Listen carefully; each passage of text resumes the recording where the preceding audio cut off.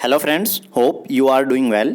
मेरा नाम है शकील अहमद। तो फ्रेंड्स, आप सभी का स्वागत करता हूं हमारे इस YouTube channel let's understand pharma पर। फ्रेंड्स, आज की वीडियो में बेसिकली हम डिस्कस करने वाले हैं हमारा पार्ट 10 वीडियो लेक्चर सीरीज का, जो कि हमने स्टार्ट की हुई है नाइपर जेईई एग्जाम्स के लिए।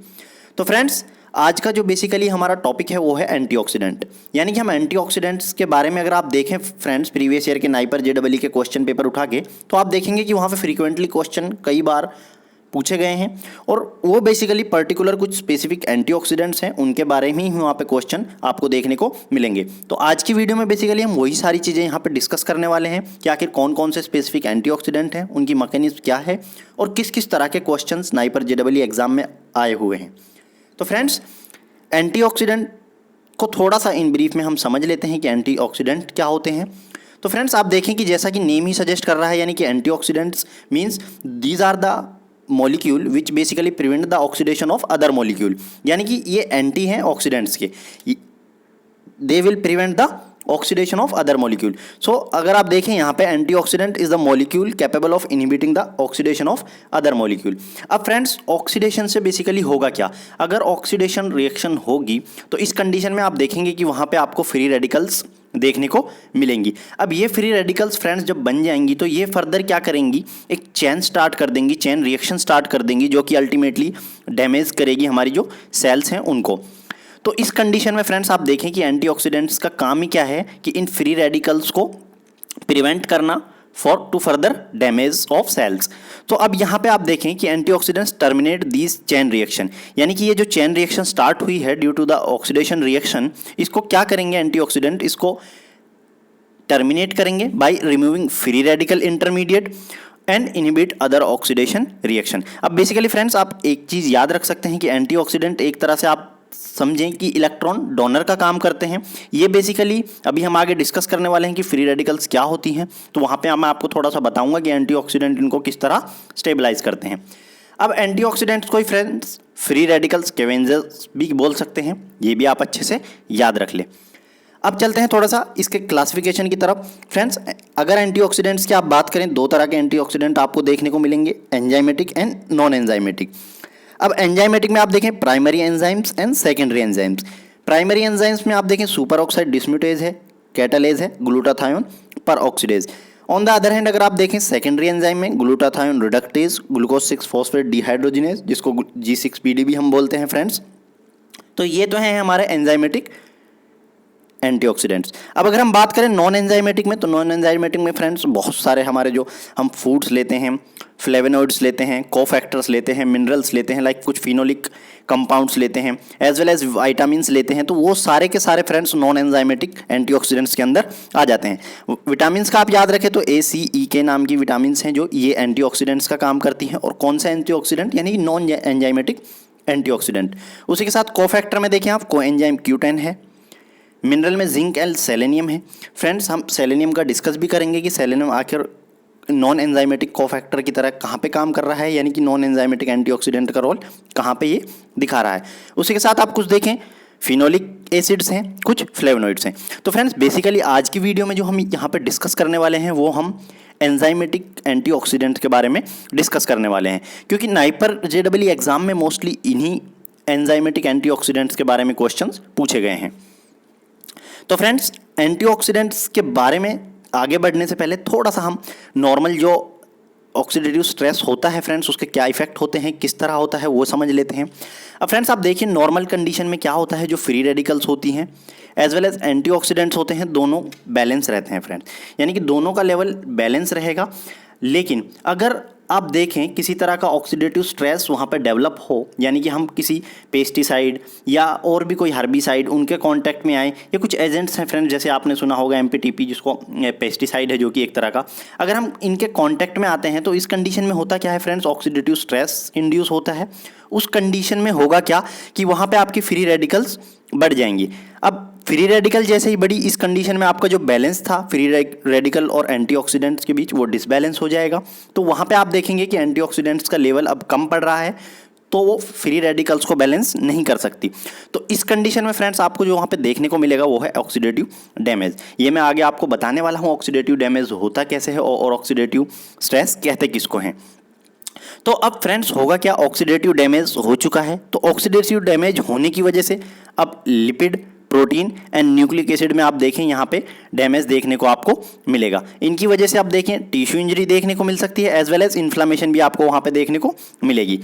और इन्हीं सब चीज़ों की यानी कि ऑक्सीडेटिव स्ट्रेस आप एक तरह से कह सकते हैं फ्रेंड्स इन्वॉल्व है बहुत सारी पैथोलॉजीज में, लाइक न्यूरोडिजेनरेटिव डिसऑर्डर्स हैं, अल्जाइमर है, पार्किंसन है, कार्डियोवास्कुलर कॉम्प्लिकेशंस हैं, एज वेल आई डिजीज़ भी हैं लाइक कैटरैक्ट, और भी बहुत सारी कॉम्प्लिकेशन फ्रेंड्स जिनमें ऑक्सीडेटिव स्ट्रेस का इन्वॉल्वमेंट है। जैसे कि यहाँ पे आप देख सकते हैं various chronic disease and disorders.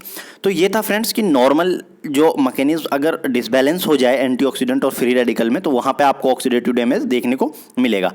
यानी कि अब आप सिंपल सा ये आप कर सकते हैं कि ऑक्सीडेटिव स्ट्रेस मतलब क्या है, कि जब एक ऐसी कंडीशन आ जाए कि जहाँ पे एंटीऑक्सीडेंट्स और फ्री रेडिकल्स के बीच जो बैलेंस है वो डिस्टर्ब हो जाए, और फ्री रेडिकल्स का जो लेवल है वो एज़ कम्पेयर टू एंटीऑक्सीडेंट बढ़ जाए, तो उस कंडीशन को ही हम ऑक्सीडेटिव स्ट्रेस बोलते हैं। और oxidative stress leads oxidative damage, और जिसकी वजह से बहुत सारे डिसऑर्डर्स एंड डिजीज़ आपको वहाँ पे देखने को मिलती हैं फ्रेंड्स। अब और चलते हैं फ्रेंड्स कि अब फ्री रेडिकल्स क्या होती हैं, थोड़ा सा हम फ्री रेडिकल्स के बारे में जानेंगे। इसी के साथ फिर हम अपना आगे का जो मेन हमारा टॉपिक है, यानी कि कौन कौन से स्पेशल एंजाइमेटिक एंटीऑक्सीडेंट हैं जिनको हम डिस्कस करेंगे फ्रेंड्स। तो फ्री रेडिकल्स की अगर मैं बात करूं फ्रेंड्स, फ्री रेडिकल्स को आप इस तरह से समझ लीजिए कि हाईली अनस्टेबल मॉलिक्यूल्स हैं या मॉलिक्यूल फ्रैगमेंट हैं, बिकॉज बहुत सारे इंटरमीडिएट्स भी हैं फ्रेंड्स जो कि फ्री रेडिकल्स की तरह काम करते हैं। अब ये होते क्या हैं कि that contain one or more unpaired electron in their outer orbital. तो फ्रेंड्स जैसे कि हमें पता है कि आउटर ऑर्बिटल में 2 इलेक्ट्रॉन्स होते हैं। अब इस कंडीशन में यहाँ पे क्या होगा कि 1 इलेक्ट्रॉन होगा या अनपेयर्ड इलेक्ट्रॉन, यानी कि दोनों सेंस में बात एक ही है। वहाँ पे अब 1 इलेक्ट्रॉन है तो ये अनस्टेबल है। अब फ्रेंड्स ये फ्री रेडिकल अपनी स्टेबिलिटी अचीव करने के लिए किसी ना किसी दूसरे मॉलिक्यूल से 1 इलेक्ट्रॉन को कैप्चर करेंगी। तो मोस्टली कंडीशन में क्या होता है फ्रेंड्स, अगर एंटीऑक्सीडेंट होते हैं तो वहाँ पे वो 1 इलेक्ट्रॉन डोनेट कर देते हैं और उस कंडीशन में जो फ्री रेडिकल्स हैं वो स्टेबलाइज हो जाती हैं। लेकिन अब सपोज कीजिए कि एंटीऑक्सीडेंट्स का लेवल ऑलरेडी डाउन है। अब एंटीऑक्सीडेंट्स का लेवल वहाँ पे कम है तो वो तो इलेक्ट्रॉन डोनेट कर नहीं पाएंगे। तो इस कंडीशन में फ्रेंड्स होता क्या है, जो फ्री रेडिकल्स होती हैं वो जितनी भी प्रोटीन्स होती हैं, लिपिड्स होती हैं, उन पे अटैक करती हैं और वहाँ से 1 इलेक्ट्रॉन को कैप्चर कर लेती हैं। उस कंडीशन में फ्रेंड्स जो ऑक्सीडेटिव डैमेज है वो स्टार्ट हो जाता है। तो फ्रेंड्स अब देखते हैं कि फ्री रेडिकल को डिनोट कैसे किया जाता है। डिनोट करने के लिए आप देखें कि यहाँ पे सुपरस्क्रिप्ट डॉट, यानी कि आप देख सकते हैं आर के ऊपर एक डॉट लगा हुआ है, इससे इसको डिनोट करते हैं। अब इनका सोर्स क्या है, बेसिकली जितनी भी फ्री रेडिकल्स हैं फ्रेंड्स उनमें से most of the free radicals being generated by the respiratory chain. अब रेस्पिरेटरी चेन फ्रेंड्स कहने का मतलब यानी कि जो हम पढ़ते हैं माइटोकॉन्ड्रियल रेस्पिरेटरी चेन है जो फ्रेंड्स, वहीं से मोस्टली जो ROS हैं वो जनरेट होती हैं। अब यहाँ पे जैसा कि लेवल दिया भी हुआ है, where approximately 1 to 2% oxygen is converted into the super oxide radical. अब फ्रेंड्स ये माइटोकॉन्ड्रियल जो चैन है वहाँ पे बात हो रही है। वहाँ पे आप देखें कि जो ऑक्सीडेशन रिएक्शन है वही बेसिकली आप पाएंगे कि इंश्योर करती है कि जो भी वहाँ पे मॉलिक्यूलर ऑक्सीजन जा रही है फ्रेंड्स वो पर्टिकुलरली कंप्लीटली कन्वर्ट हो जाए वाटर के अंदर। लेकिन सपोज कीजिए कि अगर इस ऑक्सीजन का पार्शियल रिडक्शन हुआ। अब ऑक्सीजन का अगर पार्शियल रिडक्शन होता है तो इस कंडीशन में फ्रेंड्स जो ऑक्सीजन वहाँ पे रहेगी फ्रेंड्स वो हाईली रिएक्टिव रहेगी और जो कि रेस्पॉन्सिबल रहेगी डैमेज के लिए। अब फ्रेंड्स क्योंकि ये ऑक्सीजन है और हाईली रिएक्टिव है तो इसीलिए इनको हम फ्रेंड्स कई बार ROS भी बोल देते हैं, यानी कि रिएक्टिव ऑक्सीजन स्पीसीज। यानी कि ये ऐसी स्पीसीज हैं फ्रेंड्स जिनका पार्शियल रिडक्शन हुआ है और पार्शियल रिडक्शन होने की वजह से इनके पास एक लॉन पेयर इलेक्ट्रॉन है, या हम बोल सकते हैं कि 1 और मोर अनपेयर्ड इलेक्ट्रॉन्स हैं। उसकी वजह से फ्रेंड्स ये स्टेबिलिटी अचीव करने के लिए वहाँ पे डैमेज कॉज करती है, तो इसीलिए इनको हम रिएक्टिव ऑक्सीजन स्पीसीज बोलते हैं। अब देखते हैं फ्रेंड्स कुछ एग्जाम्पल रिएक्टिव ऑक्सीजन स्पीसीज के। तो रिएक्टिव ऑक्सीजन स्पीसीज के आप कुछ एग्जाम्पल देखें, सुपर ऑक्साइड एनायन रेडिकल है, हाइड्रो परऑक्सिल रेडिकल है, हाइड्रोजन परऑक्साइड है, हाइड्रोक्सिल रेडिकल है, लिपिड परऑक्साइड रेडिकल है, as well as singlet oxygen भी है। कुछ फ्रेंड्स रिएक्टिव नाइट्रोजन स्पीसीज भी होती हैं, जैसे नाइट्रिक ऑक्साइड भी जो है रिएक्टिव नाइट्रोजन स्पीसीज का काम करती है, as well as peroxy nitrite. तो फ्रेंड्स ये आपको बहुत अच्छे से याद रख लेने हैं, क्योंकि क्वेश्चन फ्रेंड्स आप देखें कि इस पे भी एक बार क्वेश्चन पूछा गया है फ्री रेडिकल्स पे भी। तो अब चलते हैं फ्रेंड्स कि फ्री रेडिकल आखिर डैमेज कैसे करती हैं। ये वाला पार्ट फ्रेंड्स बहुत इंपॉर्टेंट है।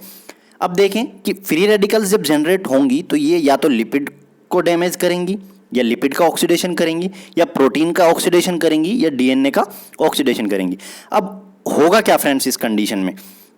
अब इस कंडीशन में आप देखें कि अगर लिपिड का ऑक्सीडेशन हो रहा है, जिसे हम लिपिड पर ऑक्सीडेशन बोलते हैं, उस कंडीशन में वहाँ पे एमडीए का फॉर्मेशन होगा, जिसे मेलोन डाइएल्डिहाइड बोलते हैं। यानी कि मेलोन डाइएल्डिहाइड को आप समझ लें फ्रेंड्स कि ये लिपिड पर ऑक्सीडेशन का एंड प्रोडक्ट है एक तरह से।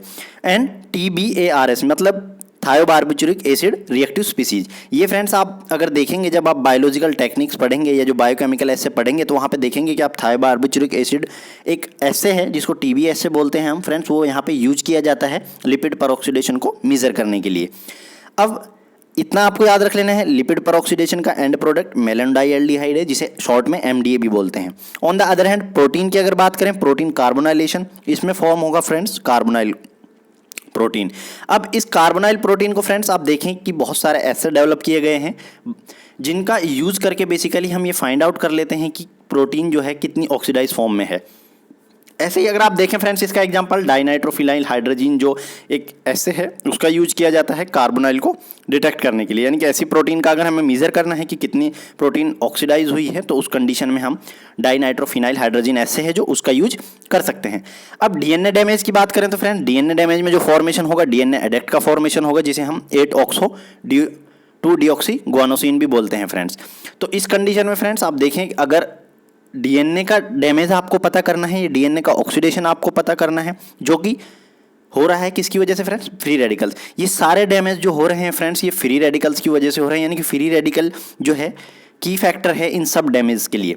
तो यहाँ पे आप देखें कि इसके लिए आप एक तरह से बायोमार्कर है जो ऐसे में यूज कर सकते हैं, जिसको उसे 8-ऑक्सो-2-डीऑक्सी गुआनोसिन को आप यहाँ पे यूज कर सकते हैं।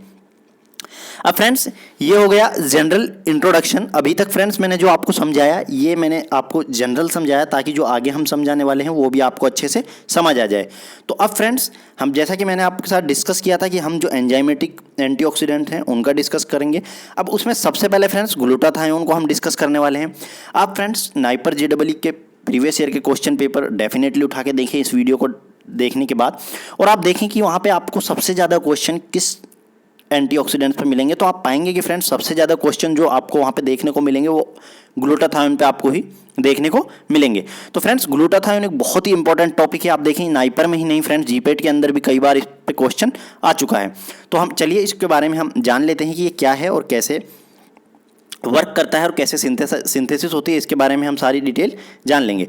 अब फ्रेंड्स आप देखें ग्लूटाथायोन, जिसे GSH बोलते हैं, एक ट्राईपेप्टाइड है फ्रेंड्स। ये आपको याद रख लेना है कि ये एक ट्राईपेप्टाइड है जो कि बना होता है 3 अमीनो एसिड से। अब अमीनो एसिड कौन से हैं? ग्लूटामेट है, सिस्टीन है एंड ग्लाइसिन है। इसे अगर आप देखें फ्रेंड्स, एक कंप्लीट नेम दें, gamma L glutamyl L cysteinyl glycine बोलते हैं फ्रेंड्स। अब ये प्रेजेंट होता है फ्रेंड्स, जितनी भी मैमेलियन सेल हैं सब में प्रेजेंट होता है, और इसकी नॉर्मल जो कंसंट्रेशन होती है 1 to 10 मिली मोलार में होता है। और सबसे ज़्यादा जो कंसंट्रेशन आप देखें फ्रेंड्स कि वो इसकी लीवर में देखने को मिलेगी। अब एक और चीज़ यहाँ पे लिखी हुई है फ्रेंड्स, मोस्ट अबंडेंट ट्राईपेप्टाइड है thiol that defend against oxidative stress. यानी कि मोस्ट अबंडेंट ट्राईपेप्टाइड जो कि जो ऑक्सीडेटिव स्ट्रेस है उसको डिफेंड करता है, ग्लूटाथायोन है फ्रेंड्स। अब ग्लूटाथायोन को ही आप देखें कि ऑल्सो एक की डिटरमाइन ऑफ रिडॉक्स सिग्नलिंग और वाइटल इन डिटॉक्सिफिकेशन ऑफ जीनोबायोटिक्स। जो हम फ्रेंड्स पढ़ते हैं कि जीनोबायोटिक का डिटॉक्सिफिकेशन आपने पढ़ा होगा फ्रेंड्स, ये जो ड्रग मेटाबॉलिज्म में आप पढ़ते हैं कि जो टॉक्सिसिटी ताकि ना हो उस कंडीशन में फ्रेंड्स जो टॉक्सिक मेटाबोलाइट्स होते हैं या टॉक्सिक ड्रग्स होते हैं उनको कन्वर्ट कर दिया जाता है नॉन टॉक्सिक मेटाबोलाइट्स में। तो उस कंडीशन में भी फ्रेंड्स आप देखें ग्लूटाथायोन को वहाँ पे यूज होता है। और एज वेल एज आप देखें सेल प्रोलिफरेशन में इसका यूज़ आपको देखने को मिलेगा, एपोप्टोसिस में, इम्यून फंक्शन में, एज वेल एज फाइब्रोजेनेसिस में। तो फ्रेंड्स अब देखते हैं कि ये सिंथेसिस कहाँ पे होता है। सिंथेसिस आप देखें कि ये जितनी भी मैमिलियन सेल हैं उनके साइटोसोल में इसकी सिंथेसिस होती है, और सिंथेसिस फ्रेंड्स बहुत ही रेगुलेटेड मैनर में होती है।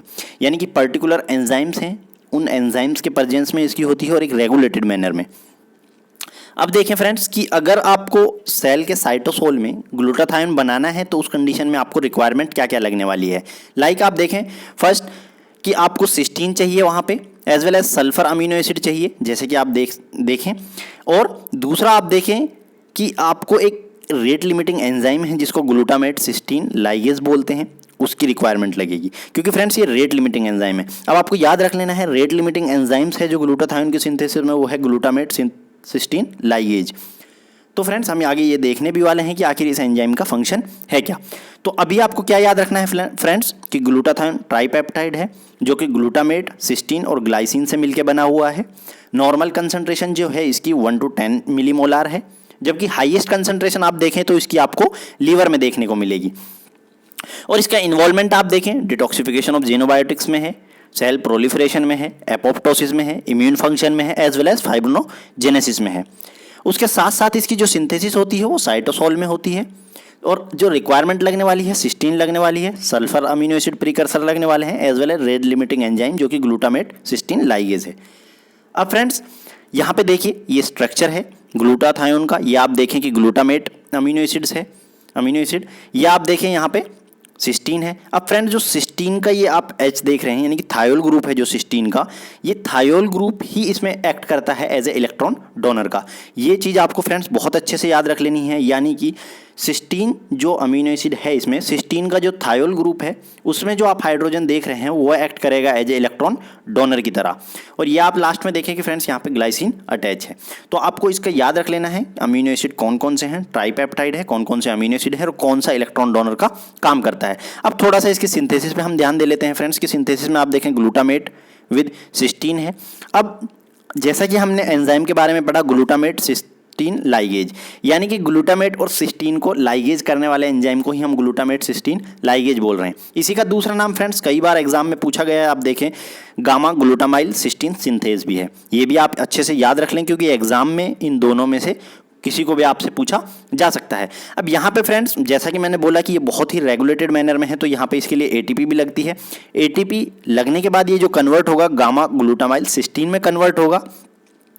अब एक दूसरा एंजाइम यहाँ पे काम में आएगा जिसे हम बोलते हैं ग्लूटाथायोन सिंथेज। अब ग्लूटाथायोन सिंथेज में यहाँ पे ग्लाइसिन इसमें इन्वॉल्व होगी, एज वेल एज एटीपी का भी इन्वॉल्वमेंट होगा। और फाइनली आप देखें ग्लूटाथायोन आपको यहाँ पे देखने को मिल जाएगा, यानी कि गामा ग्लूटामाइल सिस्टीनिल ग्लाइसिन। आप यहाँ पे देखें कंप्लीट आपको ग्लूटाथायोन की सिंथेसिस हो गई है। अब फ्रेंड्स ये था स्ट्रक्चर और सिंथेसिस ग्लूटाथायोन की। अब थोड़ा सा देखते हैं कि इसका इन्वॉल्वमेंट कैसे है, आखिर ये फंक्शन क्या करता है।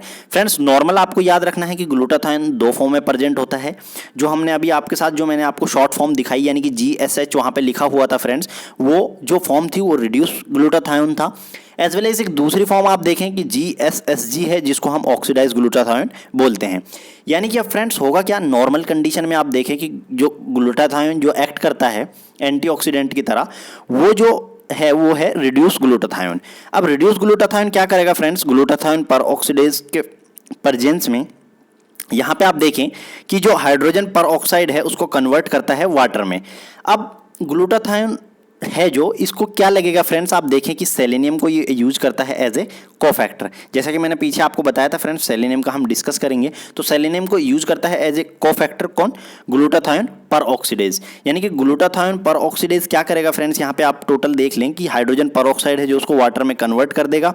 और जो अब यानी कि अब जो ये रिड्यूस ग्लूटाथायोन है ये कन्वर्ट हो जाएगा ऑक्सीडाइज ग्लूटाथायोन में। अब इसको फर्दर एक साइकिल में राइबोफ्लेविन के प्रेजेंस में और एंजाइम जो यहाँ पे यूज होगा ग्लूटाथायोन रिडक्टेज यूज होगा और ये वापस इसको कन्वर्ट कर देगा ग्लूटाथायोन रिड्यूस ग्लूटाथायोन में। और यहाँ पे जो फ्रेंड्स आप देखेंगे कि NADPH का यूज होगा। अब साइकिल क्या है फ्रेंड्स, यानी कि रिड्यूस ग्लूटाथायोन है जो वो एक इलेक्ट्रॉन डोनेट करेगा किसको, हाइड्रोजन पर ऑक्साइड को, और वाटर में कन्वर्ट कर देगा इन द प्रेजेंस ऑफ ग्लूटाथायोन पर ऑक्सीडाइज जो कि रिक्वायर्ड है जिसको सेलेनियम, और फर्दर कन्वर्ट हो जाएगा वो ऑक्सीडाइज ग्लूटाथायोन में। अब ये ऑक्सीडाइज ग्लूटाथायोन को वापस से आप देखें कि रिड्यूस ग्लूटाथायोन में कन्वर्ट करने के लिए आपको एक और एंजाइम की जरूरत पड़ेगी जिसे ग्लूटाथायोन रिडक्टेज बोलते हैं, और इसको क्या लगेगा, FAD या राइबोफ्लेविन हम बोल सकते हैं। इसी के साथ साथ इसमें जो रिक्वायरमेंट पड़ेगी वो है NADPH की। तो फ्रेंड्स ये थी इसकी कंप्लीट साइकिल, यानी कि मेन जो आपको याद रखना है रिड्यूस फॉर्म कौन सी है, ऑक्सीडाइज फॉर्म कौन सी है, एंजाइम कौन सा कहाँ पे यूज हो रहा है और उसके लिए कोफैक्टर कौन सा लग रहा है, और कन्वर्जन किससे किसका हो रहा है, यानी कि हाइड्रोजन पेरोक्साइड का कन्वर्जन हो रहा है वाटर से। अभी फ्रेंड्स हमने जैसा कि पीछे डिस्कस किया कि रिएक्टिव ऑक्सीजन स्पीसीज में हाइड्रोजन पेरोक्साइड भी वहाँ पे हमने एग्जांपल लिखा हुआ था, तो ये रिएक्टिव ऑक्सीजन स्पीसीज की तरह वर्क करता है, तो इसीलिए जो ग्लूटाथायोन है इसको कन्वर्ट कर देता है वाटर के अंदर ताकि फर्दर डैमेज ना हो सके फ्रेंड्स। अब सेकेंड एंजाइमेटिक जो एंटीऑक्सीडेंट है उसकी तरफ आते हैं फ्रेंड्स, वो है super oxide dismutase. Super oxide dismutase की आप देखें फ्रेंड्स, ये एक प्रोटीन्स है जो कि यूबिक्विटियसली आप देखें कि जितने भी एरोबिक ऑर्गेनिज्म हैं उन सब में आपको देखने को मिलेगी। और आप देखें इसका मेन फंक्शन क्या है। बेसिकली इसका जो मेन फंक्शन है फ्रेंड्स, आप ये देखें कि जो 2 सुपर ऑक्साइड्स हैं यहाँ पे, जो फ्रेंड्स हम ऑलरेडी डिस्कस कर चुके हैं, 2 सुपर ऑक्साइड एनाइंस हैं जो उनको कन्वर्ट करता है ये H2O2 में। अब फ्रेंड्स आपको याद रखना है, जैसा कि हम ऑलरेडी डिस्कस कर चुके हैं, H2O2 भी आप देखें रिएक्टिव ऑक्सीजन स्पीसीज ही है, ये भी फर्दर डैमेज करेगा। तो यहाँ पे हमें रिक्वायर्ड है किसी दूसरे एंजाइम का या दूसरे जो हमारा एंटीऑक्सीडेंट है उसकी रिक्वायरमेंट है जो इसे फर्दर कन्वर्ट कर सके वाटर में। तो यहीं पे फ्रेंड्स आप देखें कि एक्ट में आता है कौन, GPX यानी ग्लूटाथायोन पेरोक्सीडेज यहाँ पे वर्क करेगा फ्रेंड्स और इसको फर्दर कन्वर्ट करेगा वाटर में। और दूसरा एक और एंटीऑक्सीडेंट भी है फ्रेंड्स, उसका हम डिस्कस करने वाले हैं, वो भी H2O2 को वाटर में कन्वर्ट करने का काम करता है। तो फ्रेंड्स इससे रिलेटेड कुछ और आपको चीज़ें याद रखनी है कि type of super oxide dismutase है जो उसके कौन कौन से टाइप हैं। आप देखें कॉपर जिंक यानी कि जो कोफैक्टर को यूज करता है कॉपर और जिंक को, ये वाला जो क्लासिफिकेशन है फ्रेंड्स वो कौन से मेटल को कोफैक्टर की तरह यूज कर रहा है उसके बेसिस पे है। अब देखें कि आयरन एंड मैग्नीज टाइप में आप देखें ये आयरन और मैग्नीज को यूज करेगा एज ए कोफैक्टर की तरह। निकिल की बात करें तो ये निकिल को यूज करेगा। लेकिन अब ह्यूमन में बात करें कौन कौन से टाइप के हैं, तो 3 टाइप के हैं। आप देखें SOD1, 2, 3। SOD1 है जो वो साइटोप्लाज्म में होता है फ्रेंड्स, SOD2 है जो वो माइटोकॉन्ड्रिया में होता है, SOD3 है जो वो एक्स्ट्रा सेलुलर है। ये सब चीज़ें फ्रेंड्स आपको अच्छे से याद रख लेनी है सुपर ऑक्साइड डिस्म्यूटेज के बारे में। यानी कि सुपर ऑक्साइड डिस्म्यूटेज करेगा क्या फ्रेंड्स, कि जो 2 सुपर ऑक्साइड एनाइंस हैं उनको कन्वर्ट कर देगा H2O2 में एंड ऑक्सीजन में। अब ये H2O2 फर्दर कन्वर्ट हो जाएगा वाटर में in the presence of glutathione reductase, glutathione peroxidase as well as catalase, जो हम आगे डिस्कस करने वाले हैं। अब टाइप की बात करें on the basis of cofactor के बेसिस पे, तो कॉपर जिंक है, आयरन मैग्नीज है एंड निकिल है। उसके बाद अगर ह्यूमन में बात करें, ह्यूमन में कौन कौन से टाइप के होते हैं, तो 1, 2, 3। 1 की अगर बात करें साइटोप्लाज्म में है, सेकंड की बात करें माइटोकॉन्ड्रिया और थर्ड जो है एक्स्ट्रा सेलुलर है। अब इसके बाद फ्रेंड्स हम बात करते हैं कैटालेज।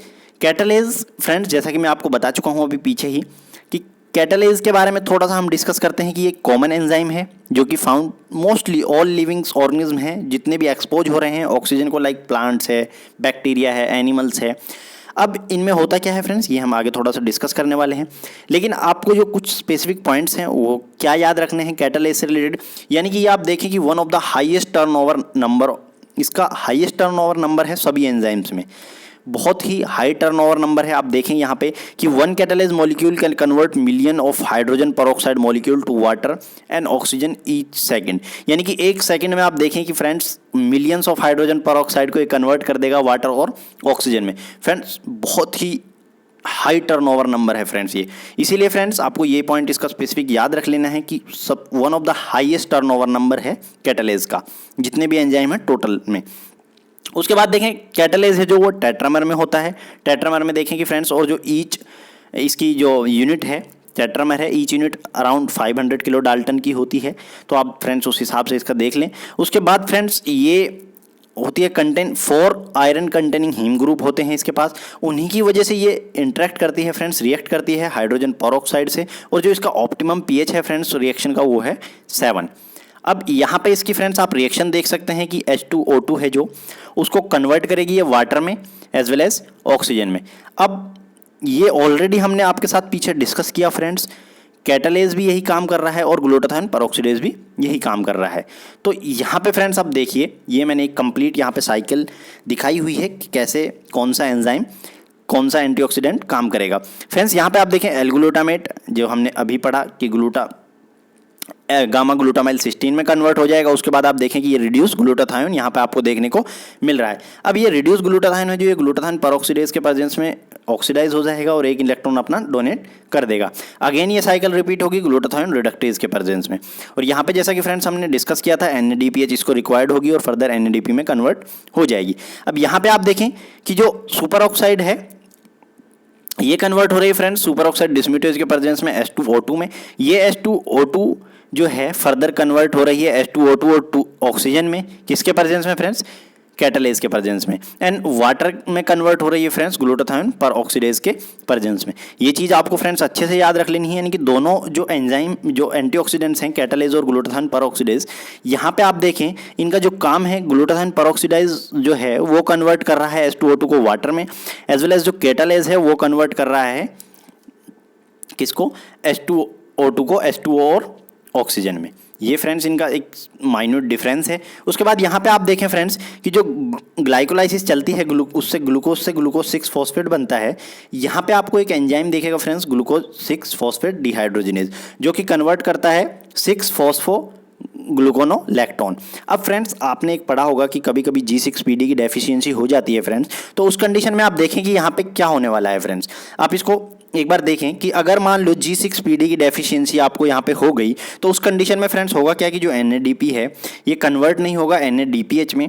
अब अगर NADPH सेल के पास है ही नहीं तो वो ग्लूटाथायोन रिडक्टेज के लिए अवेलेबल नहीं रहेगी। तो इस कंडीशन में फ्रेंड जितना भी ऑक्सीडेंट आप ये देखें कि जितना भी जो ग्लूटाथायोन है वो ऑक्सीडाइज फॉर्म में ही वहाँ पे रहेगा, यानी कि अब जो अवेलेबिलिटी है ग्लूटाथायोन की वो ऑक्सीडाइज फॉर्म में ही है फ्रेंड्स, रिड्यूस फॉर्म में ग्लूटाथायोन जा ही नहीं पाएगा। तो इस कंडीशन में आप देखेंगे कि फ्रेंड्स होगा क्या, इस कंडीशन में जो फ्री रेडिकल्स हैं वो बहुत ज़्यादा बढ़ जाएंगे क्योंकि ग्लूटाथायोन रिड्यूस फॉर्म में है ही नहीं।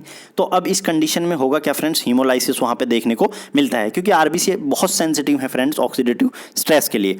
तो फ्रेंड्स ये थी कंप्लीट साइकिल जो कि एंजाइम से रिलेटेड, यानी कि एंजाइम आप देखें glutathione peroxidase, catalase, super oxide dismutase as well as antioxidants हो गए हैं लाइक ग्लूटाथायोन है। ये सब आप अच्छे से याद रख लें और इस कंप्लीट जो ये चार्ट है फ्रेंड्स इसको याद रख लें, इसी से आपके मोस्टली क्वेश्चंस हो जाएंगे। और ग्लूटाथायोन और इन तीनों एंजाइम्स के बारे में जो मैंने बताया like catalase, super oxide dismutase as well as glutathione के बारे में जो भी मैंने आपको बताया फ्रेंड्स, ये सारे पॉइंट आप बहुत अच्छे से याद कर लें क्योंकि एग्जाम में क्वेश्चंस इन्हीं से पूछे गए हैं और बार बार इन्हीं से क्वेश्चन पूछे जाते हैं। अब फ्रेंड्स इसका रीजन क्या है बेसिकली, अगर आप फ्रेंड्स जब नाइपर में जाएंगे तो आप वहाँ पे पाएंगे कि मोस्टली जितने भी ऑक्सीडेटिव स्ट्रेस के लिए ऐसे होते हैं फ्रेंड्स, बायोकेमिकल ऐसे होते हैं, वहाँ पे आप देखें कि यही ऐसे आपको देखने को मिलेंगे। और प्रिंसिपल भी फ्रेंड्स जो मैं यहाँ पे आपको बता रहा हूँ वही रहने वाला है, यानी कि आप ग्लूटाथायोन का लेवल मेज़र करेंगे तो उस कंडीशन में फ्रेंड्स जो ऐसे आप करेंगे वो ग्लूटाथायोन का जो कितना ग्लूटाथायोन रिड्यूस फॉर्म में है, कितना ऑक्सीडाइज फॉर्म में है, यही चीज़ें आप वहाँ पे मेज़र करने वाले हैं।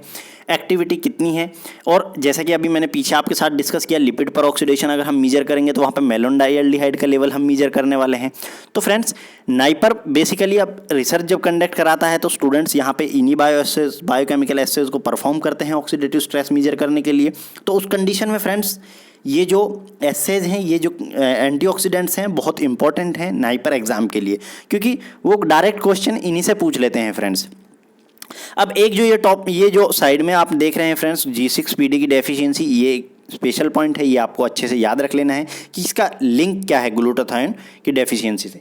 यानी कि हमने ऑलरेडी पढ़ा है कि G6PD की डेफिशिएंसी से हीमोलाइसिस होता है, लेकिन हीमोलाइसिस होने का रीजन असली फ्रेंड्स कि जो ग्लूटाथायोन है उसके रिड्यूस फॉर्म का रिडक्शन होना है, यानी कि मोस्टली जो ग्लूटाथायोन प्रेजेंट रहेगा वो ऑक्सीडाइज फॉर्म में प्रेजेंट रहेगा। अब ऑक्सीडाइज फॉर्म में फ्रेंड्स प्रेजेंट है तो वो इलेक्ट्रॉन डोनर का काम नहीं कर पाएगा। अगर ग्लूटाथायोन को इलेक्ट्रॉन डोनर का काम करना है तो उस कंडीशन में जो ग्लूटाथायोन है उसको रिड्यूस फॉर्म में होना पड़ेगा, और रिड्यूस फॉर्म के लिए जो एंजाइम काम में आएगा वो है ग्लूटाथायोन रिडक्टेज। अब ग्लूटाथायोन रिडक्टेज को अगर वर्क करना है तो वहाँ पे इसको रिक्वायरमेंट होगी NADPH की, और NADPH कहाँ से आ रहा है फ्रेंड्स, वो आ रहा है ग्लूकोज 6 फॉस्फेट डिहाइड्रोजिनेज से। अब अगर G6PD में ही डेफिशिएंसी हो गई तो ये सारा का सारा जो पाथवे है फ्रेंड्स वो स्टॉप हो जाएगा। और अब देखें यहाँ पे कैटालिस्ट फ्रेंड्स अगर वर्क भी कर रहा है लेकिन इतनी अमाउंट में जहाँ पे रिएक्टिव ऑक्सीजन स्पीसीज बहुत ज़्यादा बढ़ गई हैं तो कैटालिस्ट अकेला सफिशिएंट नहीं है उस कंडीशन में कि वो सारे के सारे जितनी भी रिएक्टिव ऑक्सीजन स्पीसीज हैं उनको टैकल कर पाए। तो इस कंडीशन में हीमोलाइसिस आपको देखने को मिलेगा as well as cell damage भी आपको वहाँ पे देखने को मिलेगा। तो यही चीज़ फ्रेंड्स आगे मैंने यहाँ पे आपके साथ बताई हुई है। आप देखें कि लाइक यहाँ पे 2 ऑक्सीजन के मॉलिक्यूल हैं यानी कि सुपर ऑक्साइड्स हैं फ्रेंड्स। ये सुपर ऑक्साइड्स आप देखें कि सुपर ऑक्साइड्स को ही कन्वर्ट कर रहा है H2O2 में एज वेल एज ऑक्सीजन में। और कौन कर रहा है फ्रेंड्स, सुपर ऑक्साइड डिस्म्यूटेज। अब सुपर ऑक्साइड डिस्म्यूटेज के अलावा फ्रेंड्स आप देखें कि 2H2O2 को कन्वर्ट कर रहा है H2O में 2 वाटर मॉलिक्यूल हैं एज वेल एज ऑक्सीजन है, ये हो रहा है काम कैटलिज के प्रेजेंस में। एंड लास्ट फ्रेंड्स आप देखें H2O2 को ही कन्वर्ट कर रहा है 2 वाटर के मॉलिक्यूल में। लेकिन फ्रेंड्स यहाँ पे आपको जो डिफरेंस मैंने बता दिया इन दोनों के बीच डिफरेंस कि यहाँ पे ऑक्सीजन भी आपको प्रोड्यूस हो रही है, यहाँ पे ऑक्सीजन प्रोड्यूस नहीं हो रही है। और ये जो एंजाइम आप देख रहे हैं ग्लूटाथायोन परऑक्सीडेज और ग्लूटाथायोन रिडक्टेज, जैसा कि हम ऑलरेडी पीछे की जो चार्ट था उसमें डिस्कस कर चुके हैं कि ये यहाँ पे कैसे वर्क करते हैं।